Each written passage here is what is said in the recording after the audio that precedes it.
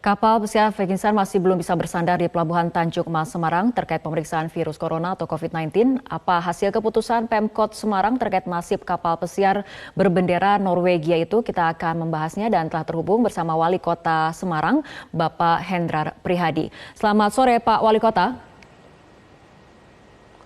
Selamat sore Mbak Fitri, selamat sore para pemirsa Metro TV.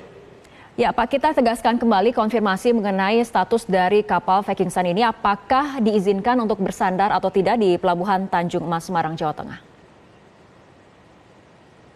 Setelah melewati beberapa kali pembicaraan dan juga rapat, terutama mengumpulkan teman-teman Musbida, Pak Kapolrestabes, Hajari, dan Lanal, dan juga Pak Dandim, serta kita koordinasi dengan pimpinan-pimpinan kami di provinsi, kami memutuskan bahwa keberadaan kapal Viking Sun yang sudah berlabuh di sekitar Pelabuhan Tanjung Mas ini tidak kami perbolehkan untuk bersandar kemudian menurunkan penumpang untuk mereka berwisata di kota Semarang.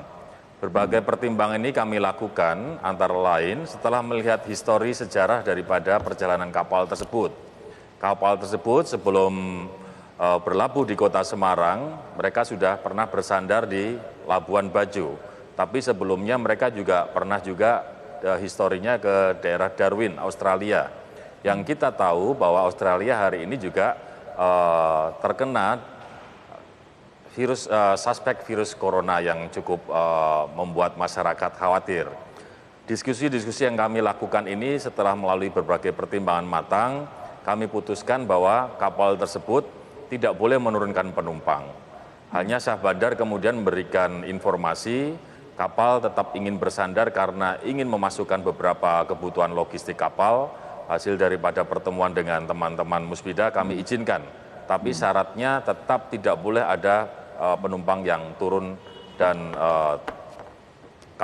turun dari kapal tersebut. Saya rasa penjelasan saya seperti itu.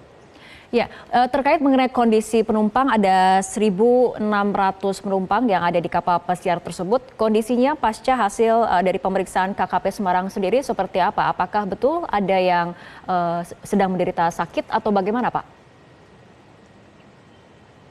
Saya koreksi, ada 846 penumpang dan sekitar 400 sekian kru.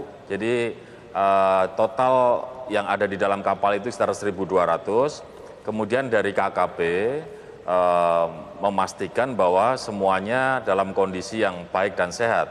Tapi pasca KKP turun dari kapal memeriksa, dokter yang ada di kapal menyebutkan ada 2 orang penumpang yang harus dirujuk ke rumah sakit, yaitu karena satu terkena jantung dan juga kemungkinan stroke. Yang kedua lagi saya lupa kenapa. Dan kami kemudian memutuskan penumpang tersebut tidak perlu dibawa ke rumah sakit di kota Semarang, tapi tim medis yang ada dari kota Semarang itu yang kemudian masuk ke dalam kapal untuk melakukan perawatan-perawatan seperlunya. Dan sampai hari ini, sampai detik ini perkembangan terhadap kondisi pasien yang ada di dalam kapal tersebut kami pastikan belum ada persoalan yang cukup serius.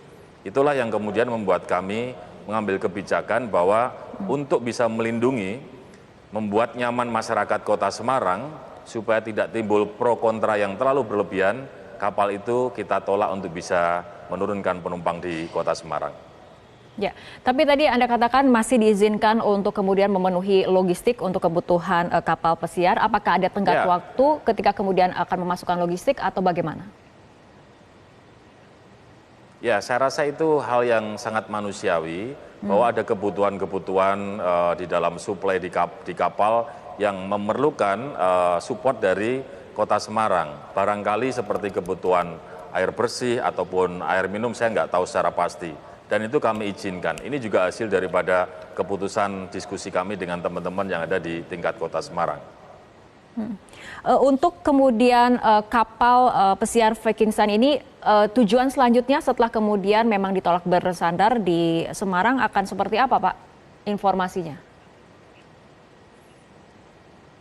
Kalau yang kami lihat justru sebenarnya dari histori, setelah dari Darwin, Australia, mereka ke Labuan Bajo, mereka kemudian mereka akan dijadwalkan di Semarang, setelah itu baru ke Surabaya. Tapi justru Surabaya melakukan penolakan terlebih dahulu. Sehingga kemudian ini membuat kami tadi pagi memberikan juga dasar rekomendasi penolakan ini sebagai sebuah kekuatan yang harus kita ingat dan kita pertimbangkan terutama untuk Kota Semarang ini. Baik, terima kasih Wali Kota Semarang Bapak Hendrar Prihadi telah berbincang bersama kami dalam Metro hari ini.